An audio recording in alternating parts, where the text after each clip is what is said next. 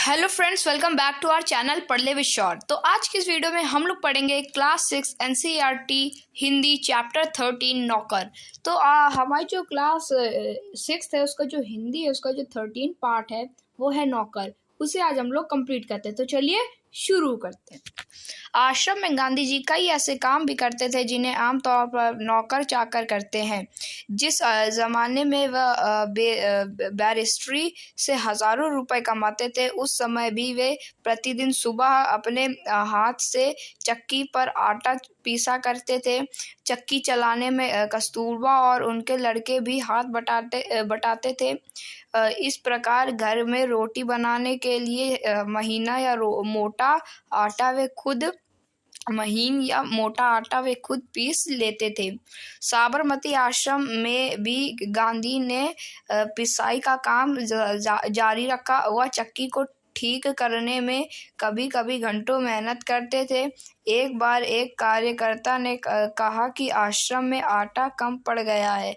आटा पिसवाने में हाथ बटाने के लिए गांधी फौरन उठकर खड़े हो गए। यानी कि जो आश्रम में जो गांधी जी हैं वो कई काम ऐसे करते थे जो आमतौर पर जो नौकर चाकर हैं वो करते थे। और जिस ज़माने में वो बैरिस्ट्री करते थे और बैरिस्ट्री करके जो हज़ारों रुपए कमाते थे, उस समय वो प्रतिदिन सुबह हाथ से आटा जो चक्की होती है आटा चक्की उससे आटा पीसा करते थे। और चक्की चलाने में जो उनकी वाइफ थी, बीवी कस्तूरबा गांधी, और जो उनके बेटे थे वो सब उनका मिलके उनके रोटी बनाने पे मदद कराते थे।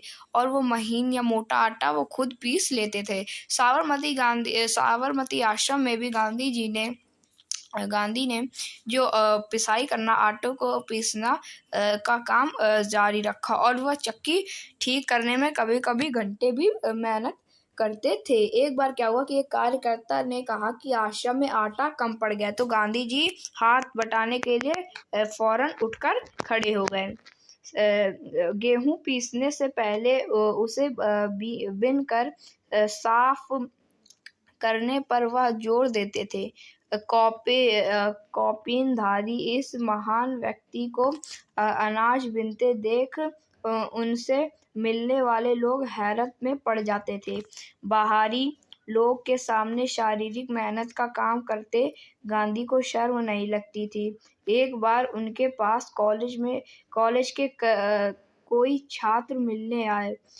उनको अंग्रेजी भाषा के अपने ज्ञान का बड़ा गर्व था। गांधी से बातचीत के अंत में वे बोले, बापू, यदि मैं आपकी कोई सेवा कर सकूं तो कृपया मुझे अवश्य बताएं। उन्हें आशा थी कि बापू उन्हें कुछ लिखने पढ़ने का काम देंगे। गांधी ने उनके मन की बात ताड़ ली और बोले, अगर आपके पास समय हो तो इस थाली के गेहूं बिन डालिए।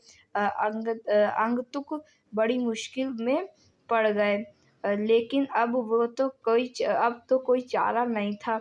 1 घंटे तक गेहूं बिनने के बाद वह थक गए और गांधी से विदा मांग कर चल दिए। यानी कि जो गेहूं पीसने से पहले जो गांधी जी थे वो गेहूं को साफ रखने और उन्हें बिनने में काफ़ी जोर देते थे। और कौपीनधारी इस महान व्यक्ति को अनाज बिनते देख उनसे मिलने वाले लोग जो थे वो हैरत में पड़ जाते थे। बाहरी लोग के सामने वो शारीरिक मेहनत करते तो गांधी जी को कोई भी शर्म नहीं आती। और एक बार उनके पास कुछ कॉलेज के कोई छात्र मिलने आए और उनसे अपनी अंग्रेजी भाषा का ज्ञान अपनी अंग्रेजी भाषा का ज्ञान में बहुत गर्व था। तो जो गांधी जी से बातचीत करने के बाद अंत में बोले, बापू, अगर आपको कोई काम वाम करवाना है हमसे, अगर आपको कोई सेवा कर सकूं तो कृपया बोलिए। तो गांधी जी थे, उन्होंने और जो छात्र थे उनकी ये आशा थी कि गांधी जी उनसे ज़रूर कुछ पढ़ाई लिखाई वाला काम कराएंगे। लेकिन जो गांधी जी थे उन्होंने बोला, अगर आपके पास समय हो तो ये जो थाली में गेहूं रखे हैं इन्हें बिन डालिए। तो अंग तो बड़ी मुश्किल आ गई कि अब बापू ने कह दिया तब तो करना पड़ेगा। तो क्या हुआ कि जो गांधी जी तो जो छात्र थे उन्होंने 1 घंटे तक उन्हें गेहूं को बिना और फिर गांधी जी से विदा मांगकर चल दिए। कुछ वर्षों तक गांधी ने आश्रम के भंडार का काम संभालने में मदद की। सवेरे की प्रार्थना के बाद वे रसोई घर में जाकर सब्जियां छीलते थे।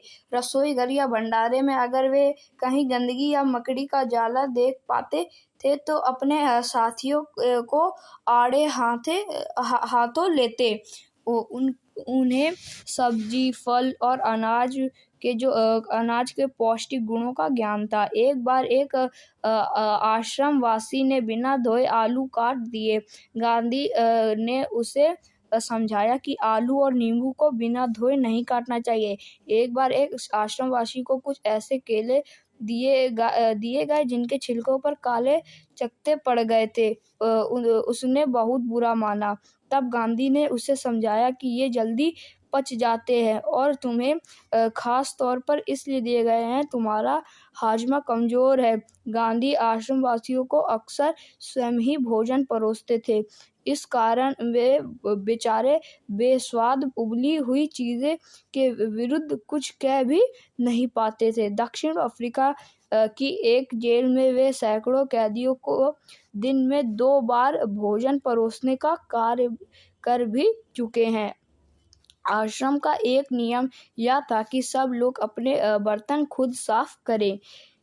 यानी कि जो कुछ वर्ष तक जो गांधी जी थे उन्होंने आश्रम का जो भंडार का जो काम होता है उसे संभालने में कुछ मदद करी। सवेरे प्रार्थना खत्म होने के बाद वो तुरंत रसोई घर में घुस जाते और जो सब्जियां नहीं होती उनको छीलने लगते। और रसोई घर में जो अगर कहीं भंडारा होता और कहीं उनको गंदगी या मकड़ी का जाला आला दिखता तो वो लोग अपने साथियों को कहते कि इन्हें साफ करो, कभी कभी खुद ही साफ कर देते।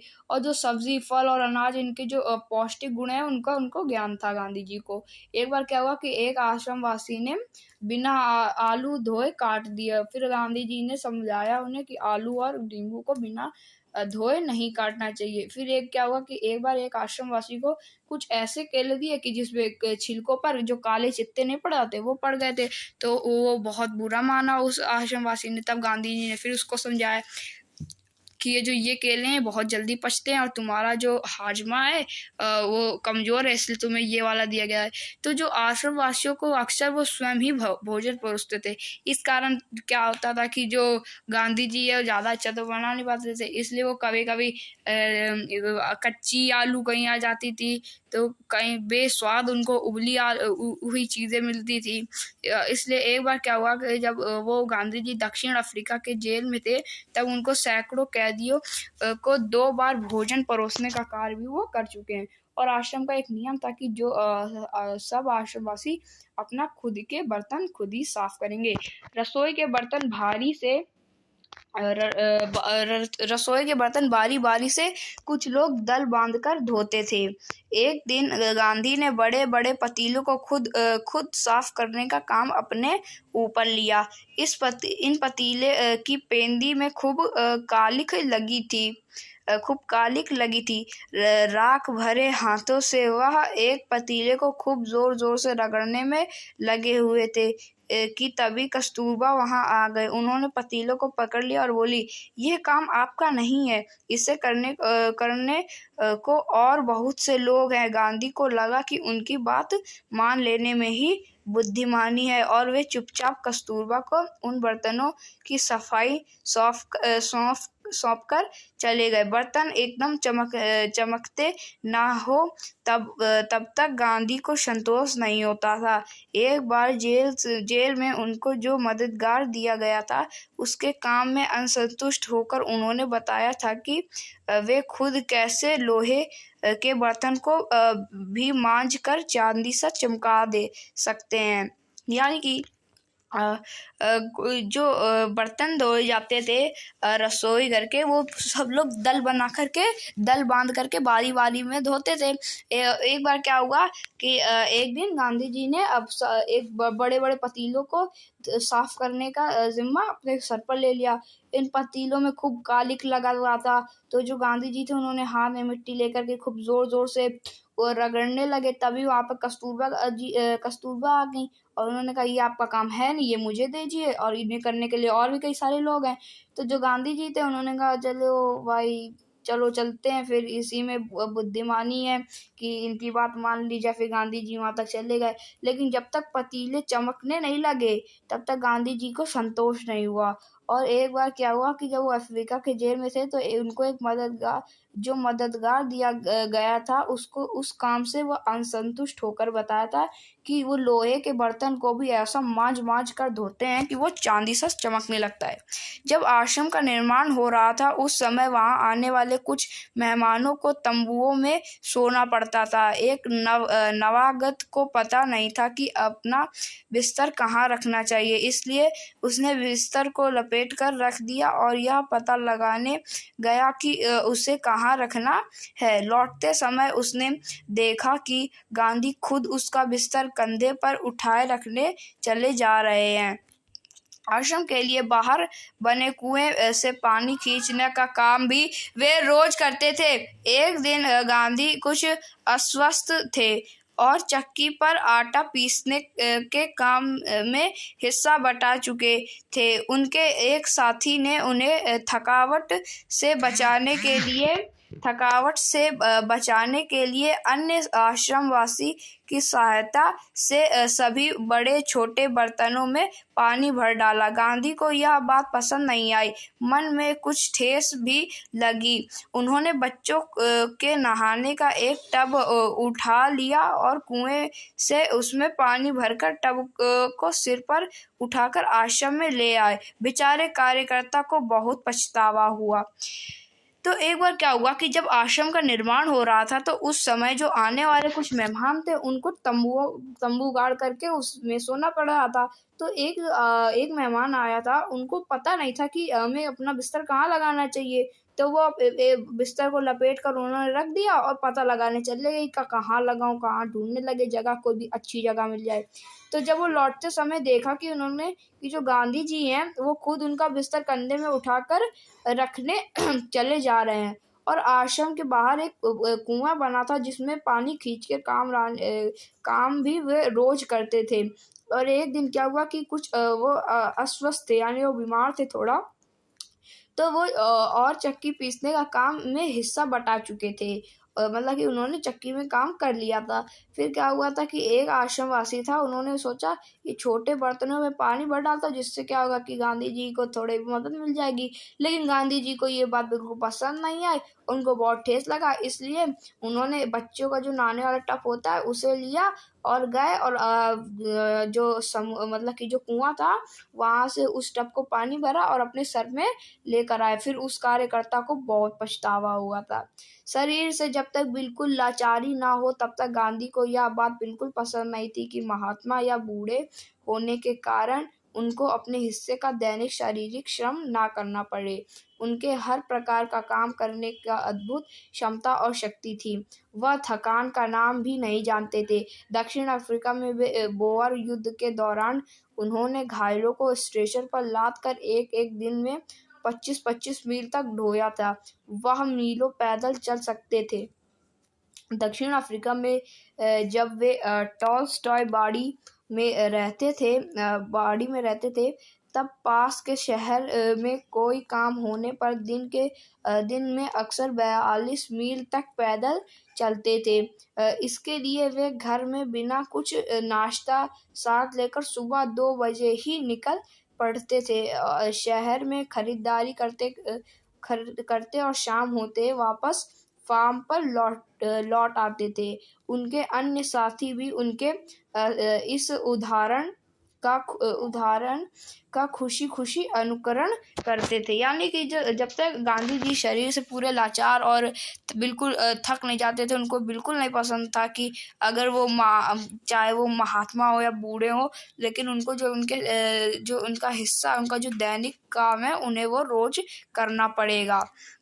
उनके हर प्रकार का जो काम होता था वो उनके हर प्रकार का काम वो करते थे एक अद्भुत क्षमता और शक्ति से। और इसी तरह जब वो दक्षिण अफ्रीका में थे तो जब बोअर युद्ध हुआ था तो उसमें जितने भी सैनिक जो घायल थे उनको गांधी जी ने स्ट्रेचर में लाद करके 25-25 मील तक ढोया था, और वो मीलों पैदल चलते थे। दक्षिण अफ्रीका में जब वो टॉल्स्टॉय बाड़ी में रहते थे, बाड़ी में, तो वहाँ पे वो पास के शहर में जाते थे, जो अक्सर पैदल 42 मील तक जाते थे। वहाँ पे खरीदारी भी वो भी मिलते थे, और शाम को वापस ही पैदल आ जाते थे। उनके जो अन्य साथी थे वो भी इनका खुशी खुशी इसी में अनुकरण कर लेते थे। एक बार किसी तालाब की भराई का काम चल रहा था, जिसमें गांधी के साथी लगे हुए थे। एक सुबह काम खत्म करके वे लोग फावड़े, कुदाल और टोकरियां लिए जब वापस लौटे तो देखते हैं कि गांधी ने उनके लिए तश्तरियों में नाश्ता के लिए फल आदि तैयार करके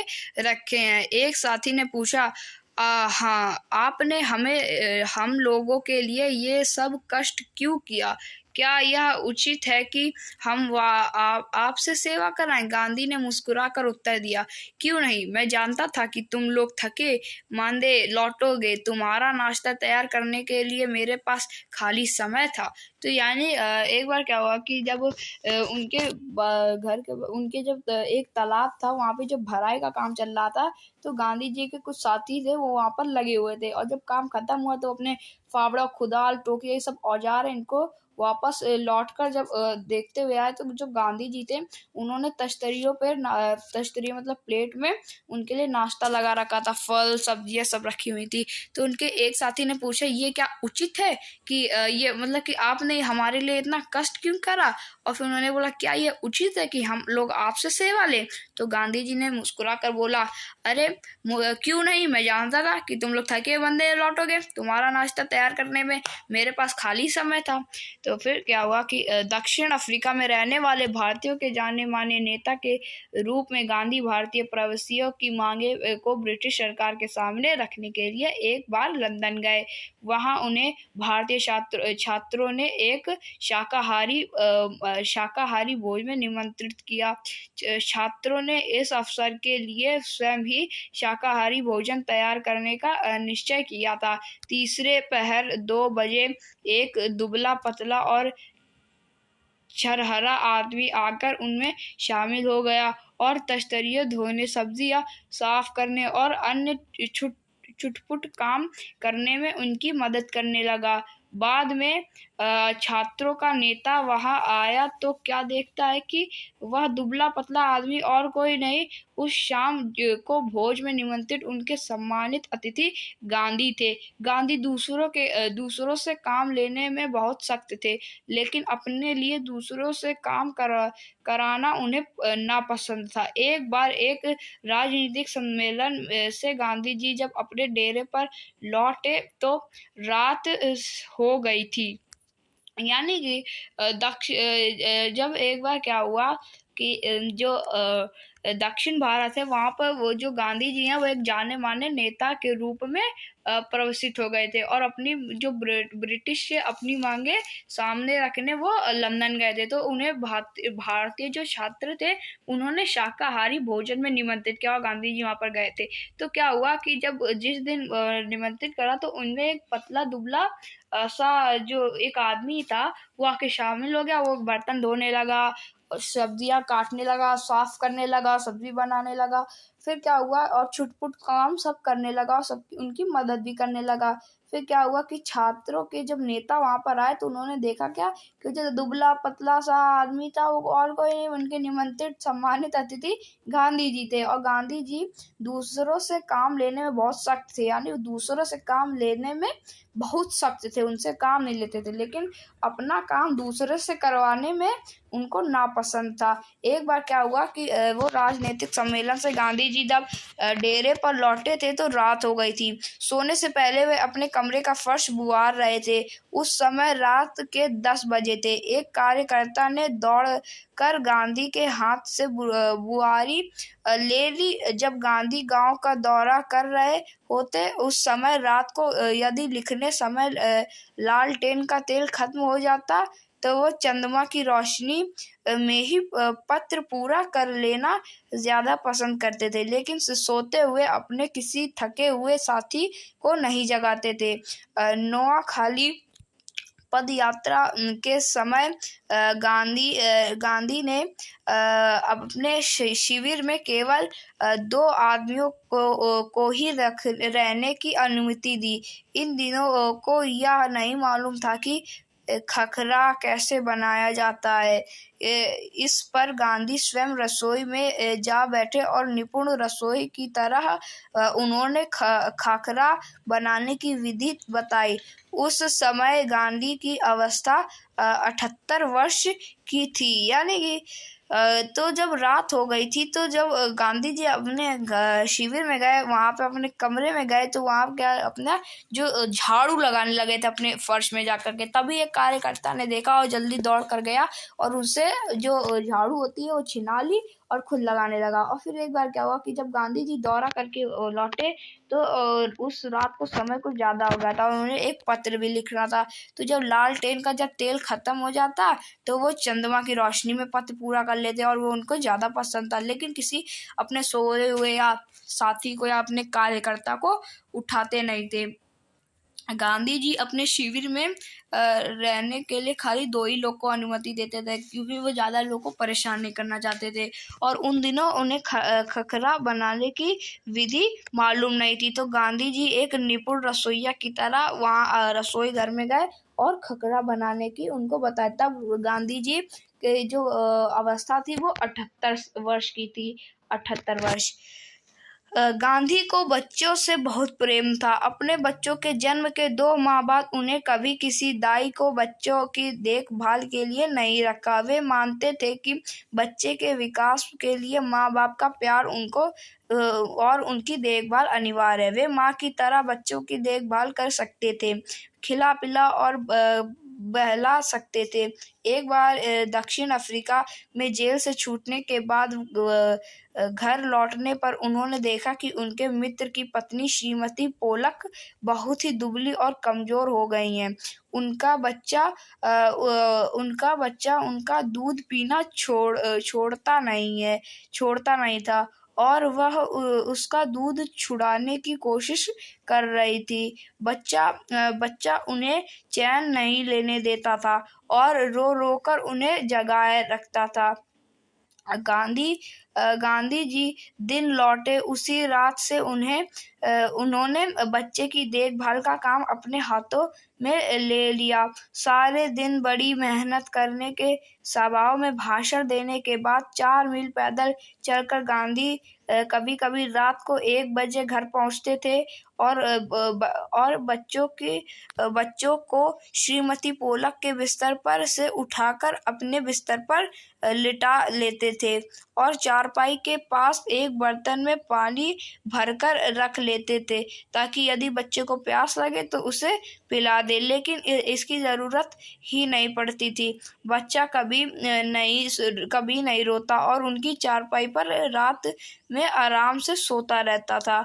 एक पखवाड़े तक माँ से अलग सुलाने के बाद बच्चे ने माँ का दूध छोड़ दिया। गांधी अपने से बड़ों का बड़ा आदर करते थे। दक्षिण अफ्रीका में गोखले गांधी के साथ ठहरे हुए थे। उस समय गांधी ने उनके दुपट्टे पर इस्त्री की वह उनका बिस्तर ठीक करते थे, उनको भोजन परोसते थे और उनके पैर दबाने को भी तैयार रहते थे। गोखले बहुत मना करते थे, लेकिन गांधी नहीं मानते थे। महात्मा कहलाने से बहुत पहले एक बार दक्षिण अफ्रीका से भारत आने पर गांधी कांग्रेस के अधिवेशन में गए।